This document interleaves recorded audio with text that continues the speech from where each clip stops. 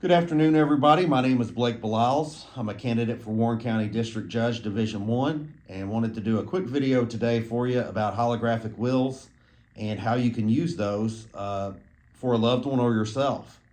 So first off, what is a holographic will? A holographic will is a will that would be as valid as a will that you got done at an attorney's office. Uh, what it is it's a handwritten document written out by the testator themselves that states that this is their last will and testament. So what statute controls on holographic wills is KRS, which stands for Kentucky Revised Statutes 394.040. What that statute says is that no will is valid unless it is in writing. And for a holographic will, that writing must be handwritten.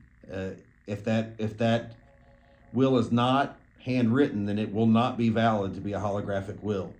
With the name of the testator is the person that is doing the will on themselves, subscribed thereto by himself. Subscribed means signed by the testator or by some other person in the presence and by his direction. Now, if someone else was doing the will, it would no longer be a holographic will, it would just be a will, and that would be something that you would do at a lawyer's office. So that part does not really pertain to a holographic will.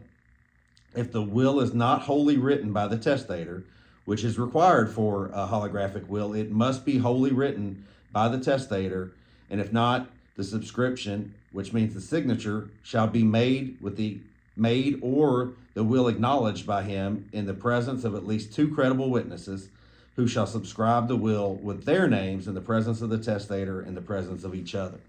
So that statute kind of breaks down wills in general. But for a holographic will, when you're looking at that statute, what you really need to pay attention to is that no will is valid unless it's in writing. For a holographic will, it needs to be handwritten by the testator, who is the person who is doing the will.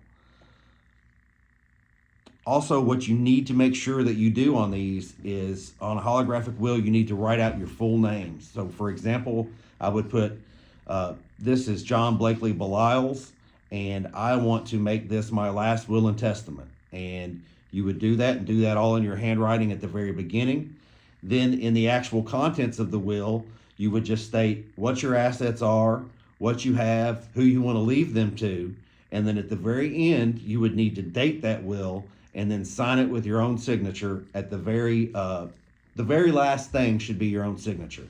There's actually been a case that someone tried to challenge the will because they had the date below it and another thing that they tried to add onto the will, which actually said that will was still valid, but you shouldn't make it something that someone could call that will into question about.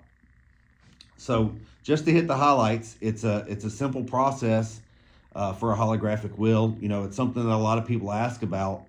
I get asked all the time by family members and things like that say, hey, we're worried about someone's health.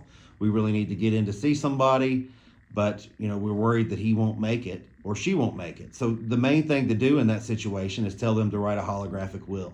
And what they need to do, like I've said, is write their name at the beginning of the document, full name, state that it's their last will and testament, write it all in their own handwriting, handwritten, make it legible.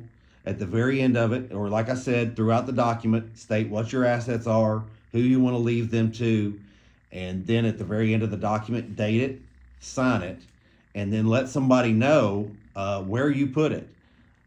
Or if a loved one is done, a loved one has made the will, make sure you know where they've put it. That way it can be used. Now, just because it's a valid will doesn't mean that it couldn't be challenged. Someone could challenge the will and state that wasn't you or that wasn't your handwriting, and then it would have to go to court. But it is a great thing to be able to do if you're worried about someone's health or, being able to just get something done quickly. That being said, an attorney for a simple will where you don't have that many assets, you should reach out to. It's probably going to be a nominal fee that you would have to pay to get a will done. Most of those are documents that they've already drafted, similar documents for other people. They can just kind of plug and play those names.